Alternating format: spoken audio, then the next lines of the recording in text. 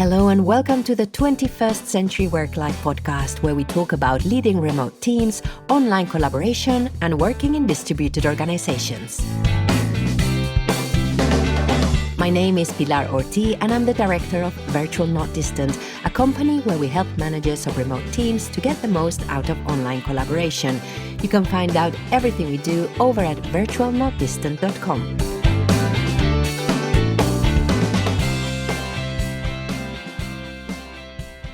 Hello and welcome to episode 341 of the 21st Century Work-Life podcast, which is a What's Going On episode. And for What's Going On, I have with me co-host extraordinaire, Maya Middlemiss. Hello. Hello. Wow, extraordinaire. Thank you. And my name is Pilar Orti, and this is the 21st Century Work-Life podcast brought to you by Virtual Not Distant. So regular listeners, you will know that something we're playing with this term. I always think of terms still. Back to school with you. Always. This term we are playing with the idea of Maya and I having our What's Going On episode based on the other guest episodes that have happened that month, and at least picking up on the theme. I mean, then we go our own ways. So we're going to continue almost the conversation that I had the pleasure to start with two guests, because November was a month with two guests. The first one was Samit Gayatri-Moge, who's the author of the Async First Playbook. And there we talked all about asynchronous communication and its inclusivity aspect. And also then I came across an article in the MIT Sloan Review, and it was a piece of research and it was very relevant. And one of its authors, Witske van Osch, very gratefully agreed to come on the show and tell us all about some research they'd done where they compared the kind of creativity happening in private online groups in organizations and public ones. So we could merge those two together, I think, Maya. Yeah, I think so. Makes sense. It's all about what's going on in remote work right now. Really important themes. Yeah, so it's we can hone it in on the async umbrella, I think. Both Samit very explicitly async, and then Witske, of course, was also looking at asynchronous communication. So have you, can I throw you into the spotlight, Maya? Say, have you got any thoughts, anything that you particularly took or resonated with you from either of those conversations? Well, I think what ties them together is the concept of intentional communication for remote, even though it was very different approaches to them. I think the reason that it's important that we talk about them together is it kind of reflects that need to think about how we communicate rather than maybe defaulting to the kind of almost lazy organic ways we can connect with each other and share information when we are face to face. It tends to happen more osmotically. Whereas in remote, we do need to be intentional. We do need, as Sumit proposed, an async manifesto, maybe in order to get it right. And I think you're right that even the things like, is the small community group we're going to build in what used to be Yammer, for example, or if we have for an organization some Teams group that anyone can join in the organization, do we want them to be public? Do we want them to be private? And these are just some decisions that people are not used to having, maybe, or that they actually maybe they were making them, but in a different way. Because we always used to, if we're building something within an organization, we will have teams where that people can join. It might be voluntary to be part of an initiative, and teams that you don't, and teams that share what they've been doing and teams that don't. So, but I think that translating that onto something like some kind of collaboration platform or enterprise social network, this is also a decision that needs to be made. And ideally made sort of before you start that way of communicating, before you start that conversation, because it's kind of hard to course correct or take something private if you wish you had, or sometimes private communications then become public. We've all been cringing our way through the COVID inquiry, WhatsApps, things like that, where I don't want to feel sorry for those people, but they never expected those messages to be read out in a public inquiry. Yeah. It's kind of, you might need to think about that when you're setting up your structures for your Yammer or your Slack. Yeah, I think that's a good point. That just like emails, if your email address is that belongs to an organization, at some point nothing is private. Right. So that's always, but that always, I think sometimes we forget. So that's a really good point as well. And also just going back to this, whether we are setting up a private group or a public group, the whole the point of the research that Witzke shared was that both of them nurture different kinds of creativity. And so I recommend listeners go back and listen to episode 340 to get the whole full explanation of that, or you can read the summary. But again, we are putting a team together, and we're probably putting a team together to come up with something new or address something in a new way. So it will need some kind of creativity. And now we know that setting it up as a public or as a private team will have an effect on the kind of creativity. So you really, going back to deliberate and going very detailed as well, I think. Yeah, and really thinking about what's going to support the work and the relationships and how those things will intersect and evolve. It's really big. And I think it's not an easy kind of thinking for people to do in that phase when they're thinking, well, we've actually just got to decide between Slack and Teams and just start talking to each other. Yes. Yeah. It's back to, it was interesting to revisit working out loud and what that looks like in a more async world, in a more async way, and what we need to do. It goes back to a lot of the work that you were doing, Pilar, years ago, even pre-pandemic, on visible teamwork and how we can make the work visible without having to yell about it or talk to each other about it. It's just there. That's part of the async matrix. That doesn't require us to keep checking on it. So how do we use the stuff that's actually a conversation? What purpose does that serve? And how can we set it up so it's going to nurture the outcomes that we want? Yeah. And then with Samit, there's two things I'd like to pick up, which are, one of his points was around burnout, how he mentioned that because of the way that, so the people he works with are teams that work with clients, and sometimes they're in different time zones. And because of the insistence of meetings sometimes, then some of the workforce ends up burning out because they are meeting at times that probably they shouldn't be, or times that are blurring the work-life boundaries, etc. And he also made a point talking about accessibility, about how some international teams, you have people who are proficient at different languages. And so if all our important communication is being done at meetings, then some people might be at more of a disadvantage. This is, of course, with the assumption that the written form gives people who are struggling with the language a little bit more time to both write and read. There's lots of assumptions here, but I think that those were my 2 points from Samit's. Yeah, one of the ones that I really kept coming back to in the conversation with Samit was about the skills that he had identified as being vital for effective async collaboration. And some of those skills like critical thinking, even the ability to read deeply and to glean sense from written material. My big concern then was, where are those skills being taught? How are Gen Z developing those skills in a world where attention is becoming increasingly fragmented?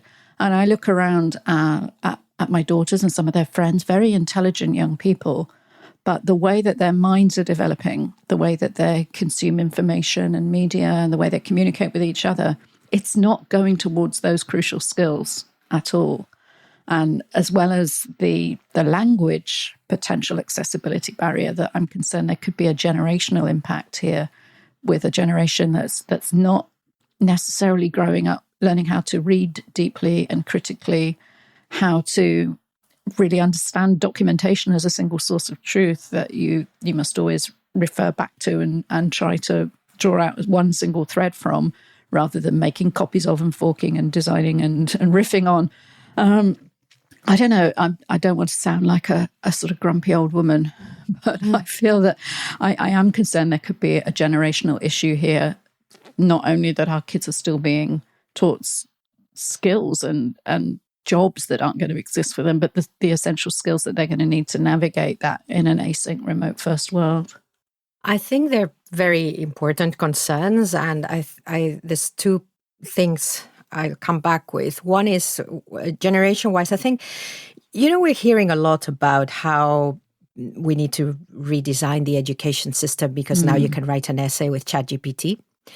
And I'm thinking that instead of focusing so much on that, on the fact that people are going to cheat and how are we going to know what they're learning, go the other way and a bit what you're saying, focus more on, okay, what are the kind of skills and experiences that young people are not getting in their day-to-day, that they don't have a fast access to, and can we nurture them?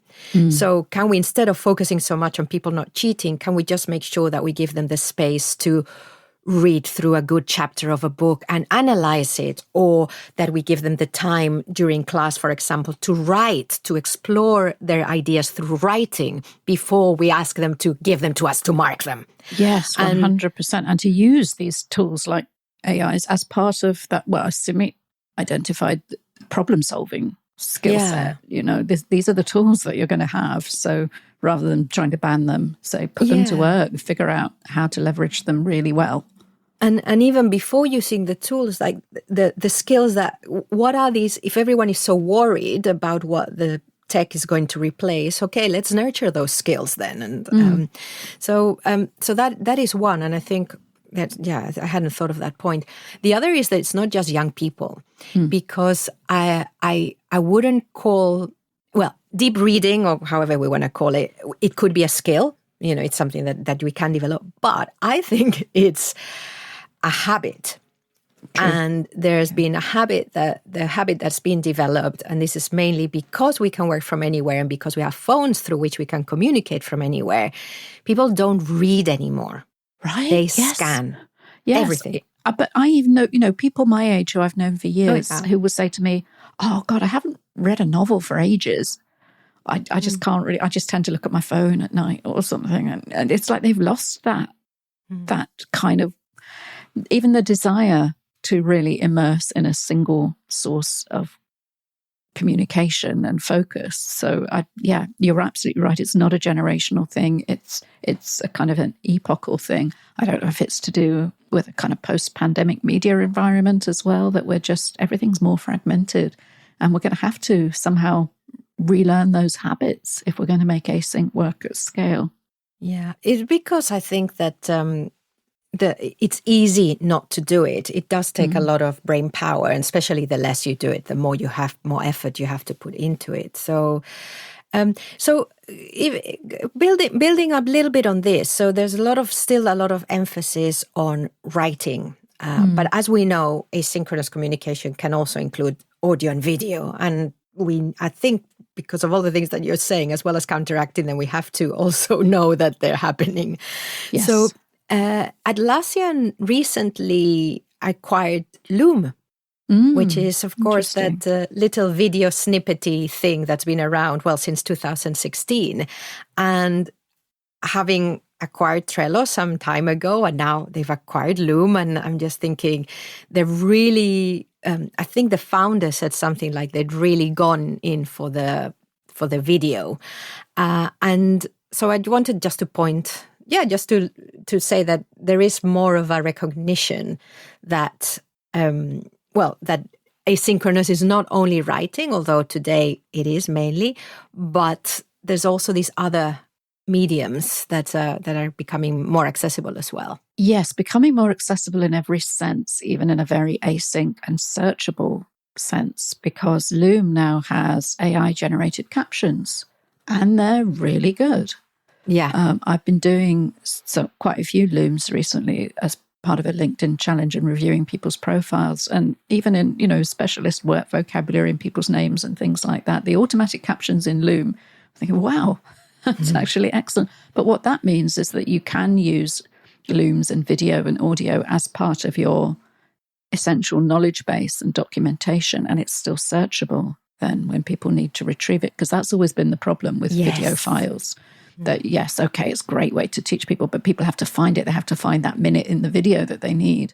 And we're starting to see that now, even in Google search results. When it comes up with video results, it'll be, this is the snippet you need that actually answers your search query.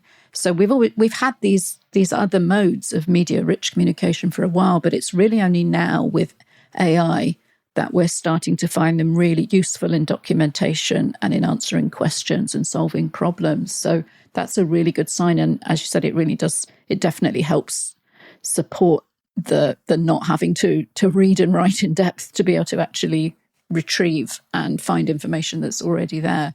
It's going to make everything more accessible, including the language barriers that Sumit raised. So you've made this note I had more clear for me. I had a quote here, which I think is from the video from the founder of Atlassian talking about acquiring Loom. And he said, and it could be that this was from another article, but whatever. They said, we believe asynchronous video and AI will be the next evolution of team collaboration. And yes, it's definitely the next evolution because we're going to start to see it more. But what you've made me think is that actually incorporating, it's not just video, it's video plus AI. Yes. That is the important thing, because if you have just video, you've got video and maybe audio. But now with the captioning, you've got video, audio, and text. Yes. And therefore live translation as well of those. Yeah, yes. Super powerful combination. Yeah. And so if you like text, you grab the transcript and ignore the video. If you want more to video, you do the video. If you want audio, you just switch off the video and listen. So it really allows for async to really become not just, because for me always this point about you have to be a great writer to work in a remote team. I've always been a little bit about that because I don't think it's fair. It's a huge barrier as well. Yes, so many people, and and actually sometimes great writers are, because you don't need an essay or a novel to answer your knowledge-based questions. So anything that helps with clarity of communication has got to be good, and it's clearly a direction of travel. Not just with Atlassian, but Microsoft Copilot is obviously going to blow all our minds in the next few months. And I'm sure we'll be talking about that soon, once we've both got our hands on it. Well, hold that thought. There's just one thing I wanted to bring in before we go there, because, we need to go there. And that is that Buffer has the Buffer State of Remote Work from 2023. It was the first year that they asked how much time remote workers spent in meetings. And the most popular answer, which was 52%, was 1 to 5 hours, while 23% said they spent 6 to 10 hours a week. So actually, 1 to 5 hours a week in meetings, it's not bad for half of the That's workforce. Good. Yes. Particularly, I think it suggests a maturing of the remote space post-pandemic, that people are getting away from that 24/7 Zooming that was driving everybody nuts when they didn't know how else to communicate, because one assumes that those meetings have been replaced by some other way of getting information from one person to another, whether that's, it could be that their Slack's pinging at them all day and they can't get anything done anyway, but hopefully some of it is a bit more async now. Yeah. So the question that I wanted to pose to you is, and we can go into this, and I think this is where the Copilot conversation will come in. It's whether will asynchronous communication save remote work? Because that's what we've been thinking and seeing. I've got lots to say about it. What's your first reaction to the question? My first reaction to the question is I didn't know it was drowning. Yes. Okay. Obviously, remote can always be improved upon. And the simple answer is yes, async makes things better as part of the blend. If async's missing, then we end up with a very fragmented and noisy environment where we're always going to be missing some information and having to bug other people for it. And that's not conducive to any kind of work, whether we're in the office having to constantly tap people on the shoulder, or whether we're going to have to message them or phone them up or send them an email or whatever. So yes, definitely async is a vital part of the mix. And in knowledge work, and we're pretty much all knowledge workers one way or another, that knowledge is such a vital asset. So to have that knowledge captured somewhere once as a single source of truth, and to have that available to people whenever and wherever, and as we were just discussing, to have that accessible in a way that makes sense to them, whether they prefer to listen or read or search or whatever, then yes, I think that's got to be a real savior for any kind of work to increase productivity, happiness, joy, flow, and all the good things. So, so you yes, said you it's did the shorter answer. Yes. You said you didn't know it was drowning. I am seeing it drowning. I've got anecdotes though. There's a few things, of course, where it's not working for some people, and so they're stopping remote work, and that's fine. For me, that's like, okay, you think it doesn't work in your organization, you don't want it, you do what you want. Whatever. However, and I have to say that I'm not doing any more client work, so I am a little bit out of the loop with what's going on in the real world. But I don't think things have changed a lot over the last 2 or 3 months. And there is an anecdote. Someone I know just joined an organization, and he's part-time, so he'll be dipping in and out. And when he first got offered the job and they started to set things up, and he said, "Oh, can you invite me to Teams, to your channel?" And the person who was bringing him in said, "Oh yeah, you've got Teams." And this person, my friend, let's call him Tom, my friend Tom was saying, "Yeah, but is there a channel that you need to invite me to?" "What do you mean a channel?" And then, so what's ended up happening is they don't have channels within Teams for their department, for example. They just have the chat. Oh, God. So if they want to talk to 3 or 4 other tutors, for example, they will start with a chat, and it's all these people. It is a mess. Tom showed me this, and I said, "What is the difference between this and email?" Because it's the chat is just like it's just like email threads, really. It doesn't have any kind of sense of space with links and threads and everything. I mean, they can do threads in chat, and it's this realization that, well, and sorry, one other example is, in a lot of organizations, it is very difficult, or it just takes a long time to set up a channel for a group of people, because you have to go through IT. Maybe you have even to say why. It's not like you press a button. This is the reality of the larger enterprises and some organizations. And so what do you do? Well, if I want to set up a team because the 3 of us have decided to do, let's just start a chat. And so it's this realization that, one, a lot of people think asynchronous communication is we use the chat. And I have to say, this did happen to me a few times when I was doing presentations and talking about asynchronous communication and teams and channels, and people were only talking about the chat. And I used to go, yeah, but what's going on here? Yeah. Now I know. And the other thing is that they don't know they exist, and they don't know how to set them up, and they don't even know that is a better way of using asynchronous communication. So, let alone whether channel should be private or public. I mean, that's a whole other thing. I mean, it goes back to what we were saying right at the top of the episode about that intentionality before you set anything up. How are we going to use this? What are people likely to need?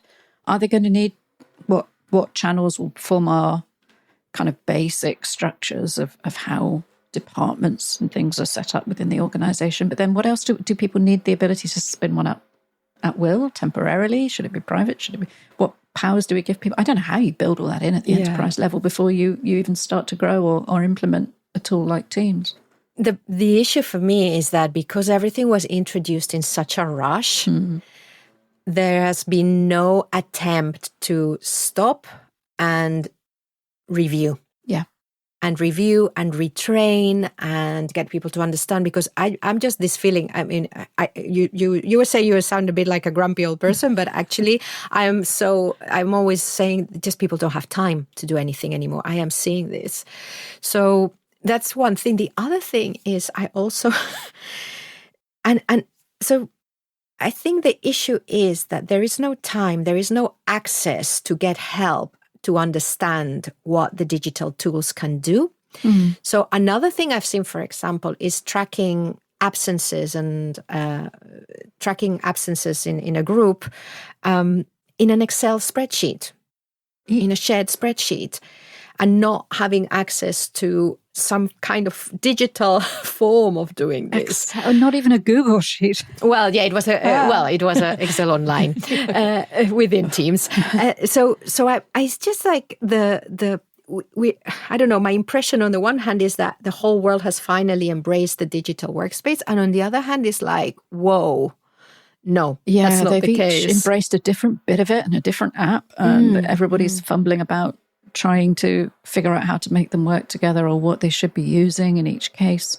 In the smaller organization and freelancer case, that means paying for yet another subscription for another thing you finally realize you need to do. And at the enterprise end, it means nobody knows what it can do in the first place. And what are channels, what are chats? Do people understand that at a departmental level, what they should be even requesting from IT? Yeah. So I think that the conversation almost needs a pause. I would think it's a little bit like with AI, that we need a pause to understand what is happening. And I wanted to bring in a comment from a listener, from Nola Simon, who shared the conversation with Witzke on LinkedIn and the article. So she was summarizing in a way, and she said, here are 3 points for managers to consider whether channels should be private or public, and just how to set up the collaboration space. And of course, here we're going a little bit more into the manager's space rather than the organizational. But choose collaboration tools that allow both public and private spaces. I think that's something that we often miss. Managers should consider how to support tools, private groups that they can't see or monitor, and how to make the knowledge embedded in these groups available to the broader organization. Because I think that's another thing. I think organizations and the more senior leaderships are a bit nervous of giving people private spaces. Yeah.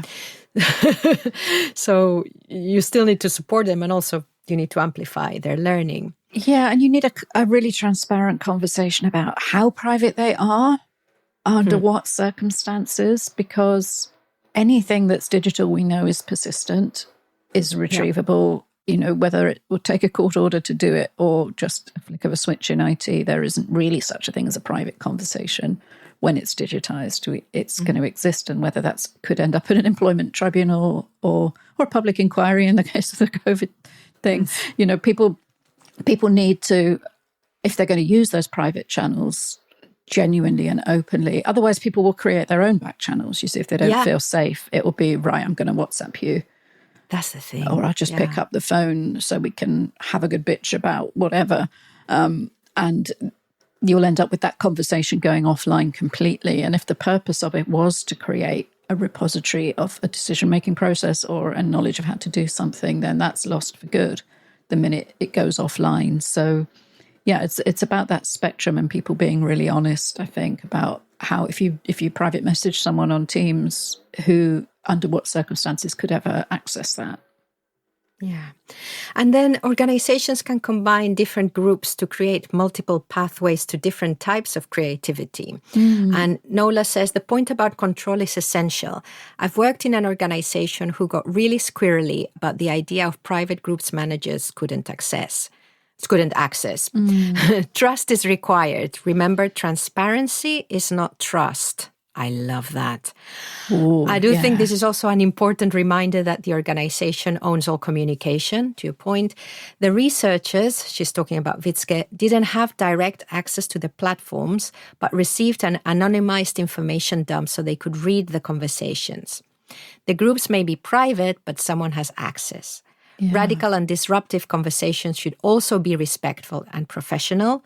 And then tip, even in private groups, operate with the mindset of how would I feel if this was published publicly or presented in court as evidence. So to your point, Maya. Yeah, that's so powerful, though, that idea of transparency and trust. People might think of them as synonymous, but actually they could almost be seen as opposites. Yeah. If we really trust you, talk about it privately. Just come back with your decision or your outcome. Your learning. Otherwise, we want the whole thing to be transparent, show you're working. We want to be able to replicate that or whatever, or have it peer reviewed. That's the opposite of trust in a way. It's like we need proof. We need trustlessness. I think I've never kind of looked at it like that. So that's a really, really powerful way of framing it. But I remember going to a job interview once where 12 people sat on a panel, and it was an entire management committee. And they said, we want this to be really transparent. And I thought, no, it just means you don't trust each other. Nobody will trust or delegate that decision-making to anybody else. And I didn't end up working there in the end. And I'm quite relieved, because otherwise, I would never have been able to get anything approved by less than 12 people. Yeah.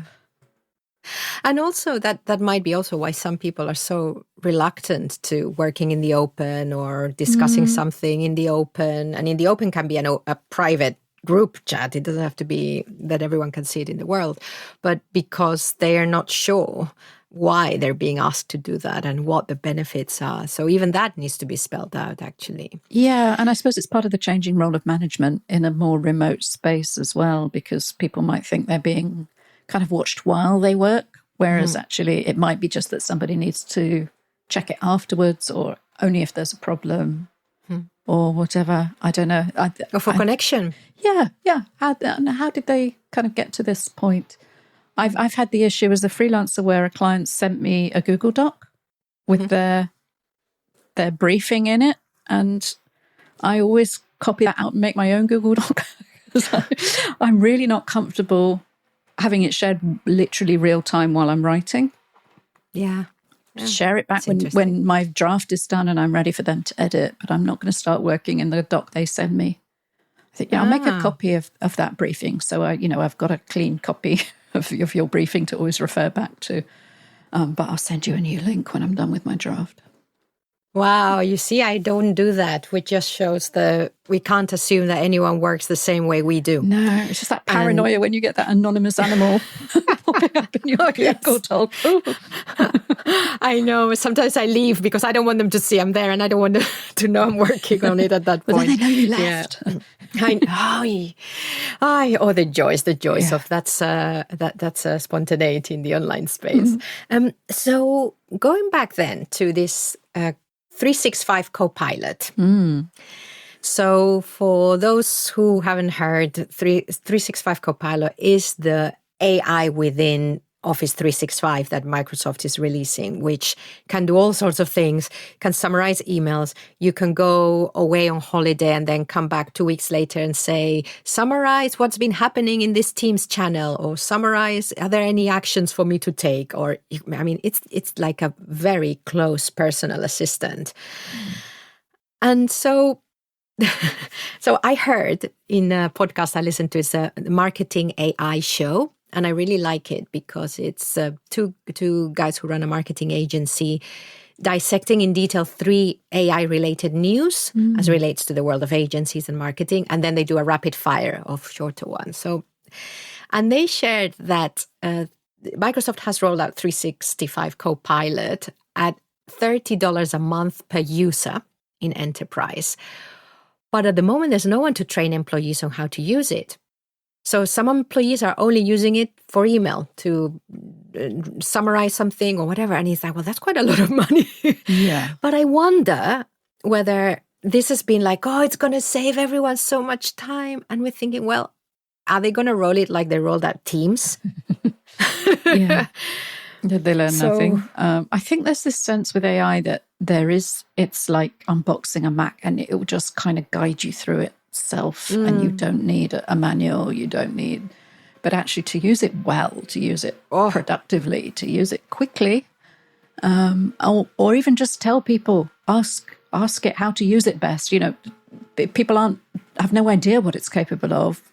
You're at that unconscious unknowns or whatever it is that you don't know what to see if it can do. You don't know what to ask it, and so that's hardly going to be the best way to onboard people. And maybe it would be better if just certain people had a go of it first and figured out what their strategy is going to be before they rolled it out to every user at a per head subscription, because people won't be using it well. Some of them might be using it badly. There are things it can do that will enable people to take massive shortcuts in their work. And is that okay? Like to send it to meetings for you. We're going to have a meeting just with everybody's co-pilots with no humans involved at all. I mean, these are things that could be the kind of unforeseen consequences. So I wouldn't be surprised if a lot of organizations are saying, this looks amazingly powerful, but whoa, just hang on a minute. Let's figure out a strategy first. Yeah. And this is what the guys in the podcast were saying, is that you need now, for especially they're talking about agencies, you need, in a way, a policy for how you're going to use it within the organization. So like you say, are we saying that it's acceptable and we unexpected that people will use AI to write their emails for them? And then externally, what are we doing with our content when we're presenting it?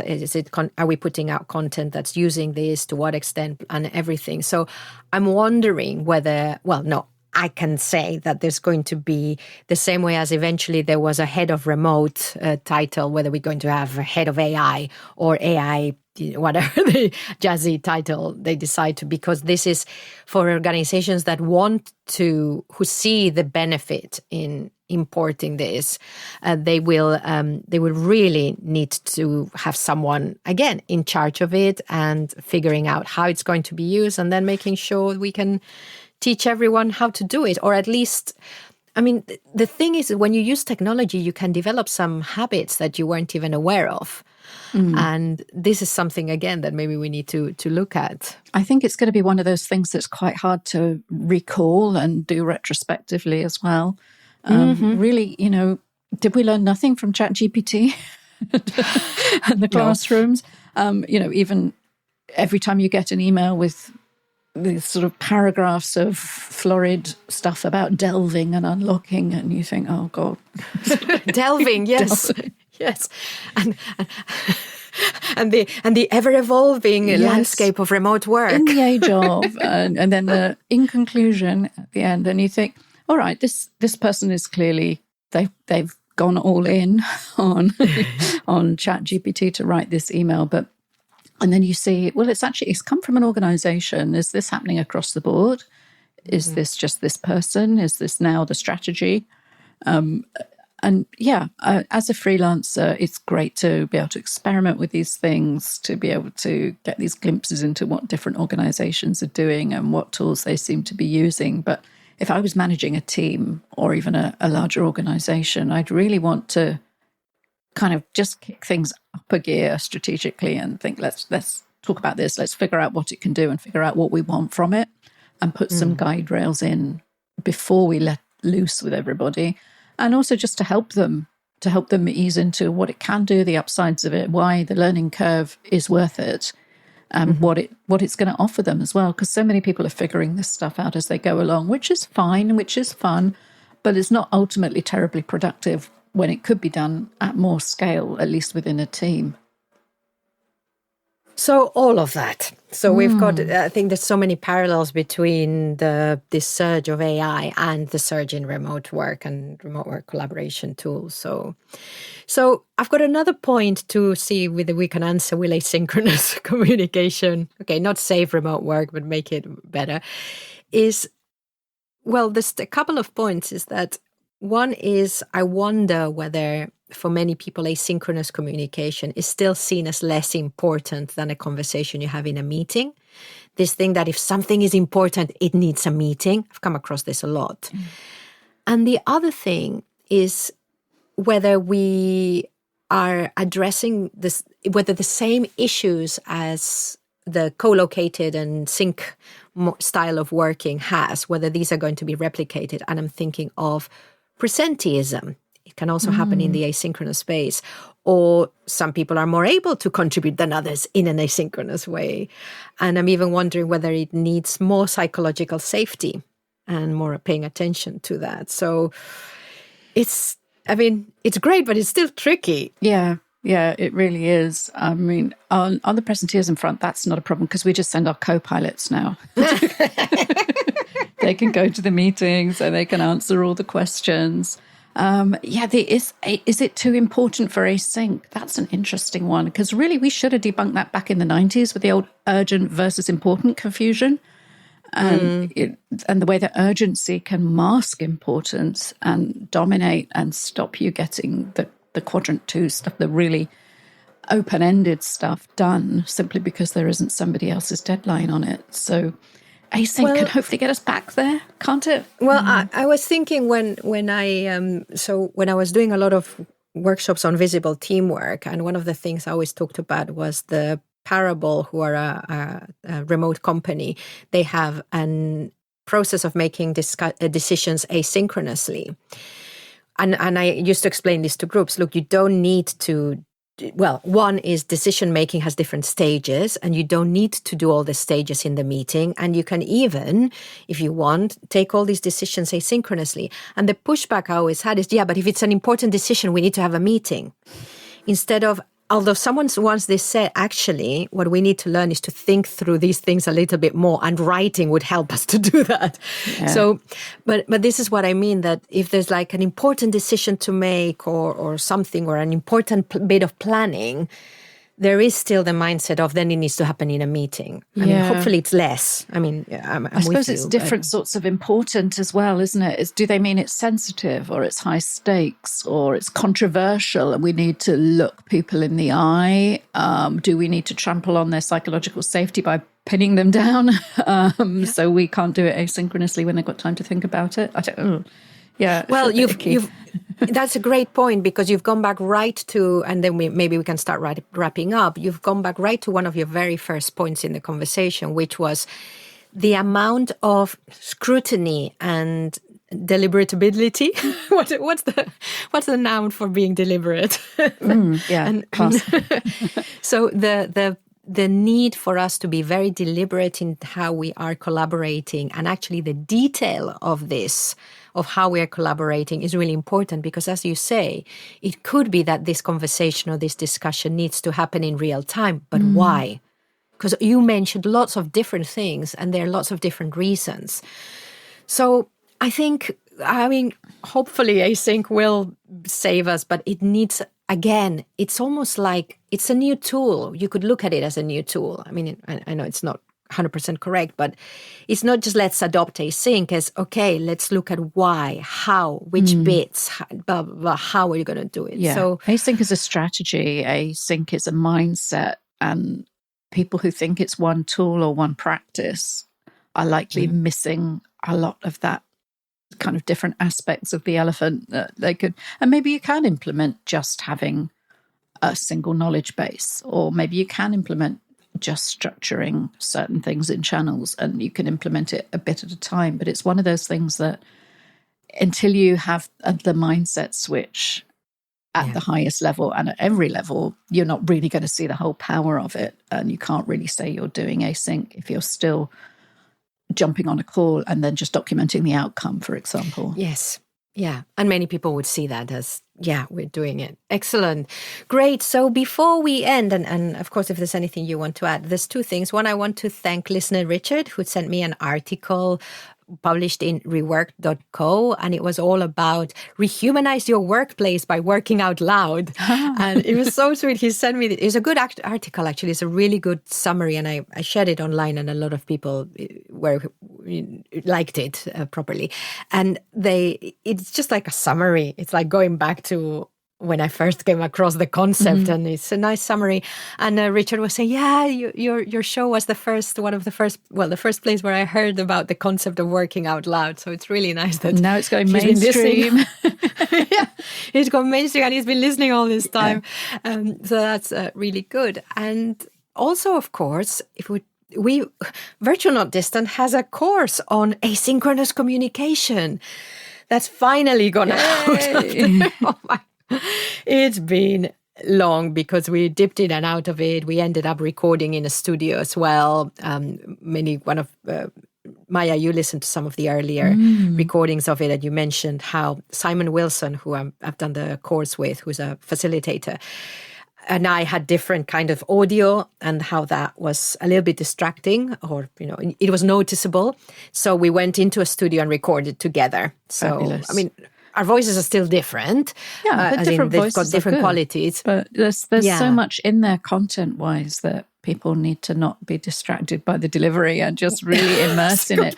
And immerse in it in an async way, because I love the idea of an audio-first course. It's so unusual. And I often end up, if I buy a course with video, I end up just downloading it so I can listen to the audio when I'm walking and treat it like a podcast. So why not just do that first? We don't need to look at slides nowadays, do we? Yeah. Well, exactly. And also, so if I can, I will do a small episode just to talk a little bit more in depth about this. But so as Maya said, it's an audio first course, which means you can download an app. It's the Book Funnel app, free, which is actually designed for audiobooks, but we're using it for the course. And you can just download that app, and you'll also get a copy of they're not some transcript, because we do have some conversations in there, but some are just the text that we worked off. So you can get the text version as well if you want to refer to it later. So that's one, and you can find that over at virtualnotdistant.com/async, I think it was. But anyway, if you go to virtualnotdistant.com, at the top it says audio first course. It's there. Yeah, there's a tab for it. But if you are more of a teachable, thinkific kind of desktop kind of person, we've also got a thinkific site, and you can access that through virtualnotdistantacademy.com. And there it's a little bit more like first module, and you can listen to the audio, but you've got the transcript straight underneath, and then you've got some worksheets, you've got a few multiple choice ones. So we've tried to cater for people who like to interact with the material in different ways. So the audio app is great for people who just want to go for a walk listening to it, and the other one is a bit more in there. And there was something else I was going to... and then you can have a certificate. So if you really want to think through the material and you need a motivation for it, you can look through the material, and then we've given you some questions, some scenarios to answer, and then you can send them to us either on text, audio, or video. We look at them. If we think you've understood the material and know how to apply it, you pass. And if not, we ask you to do it again. Wow. So it's actually personally graded. And it's a personal...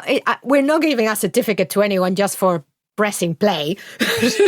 Fantastic. Well, that makes it so valid and so important. And honestly, everything that we're talking about today, this is just going to increase in importance. The word async is going to become as mainstream as remote, as working out loud, and everything else. This is a crucial skill to have and a certification to have for your future career. So if you want to stay in remote, if you want to move up in managing in remote, then get this certificate, because you're going to learn so much doing the course anyway. But then to actually get individual feedback on what you've learned is priceless. We don't get that in the online course world anywhere else. So I think that's an amazing value add. I'm glad you mentioned that.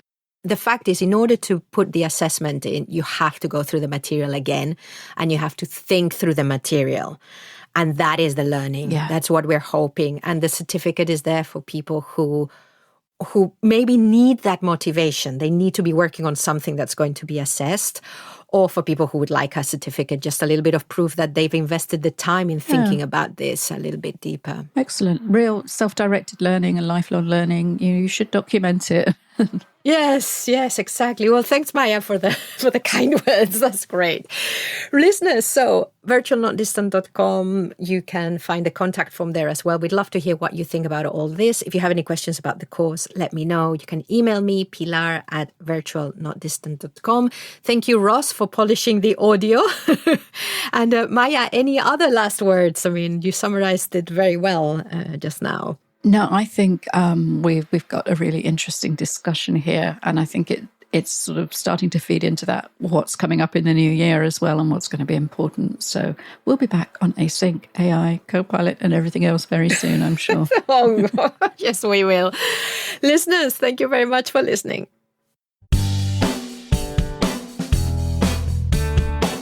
A big thank you to Ross Winter for polishing the audio of this episode. And thank you, listeners, for choosing to listen to the 21st Century Work-Life podcast. Remember to subscribe to the show on your favorite podcast app, and you can check out the full show notes over at virtualnotdistant.com/podcasts.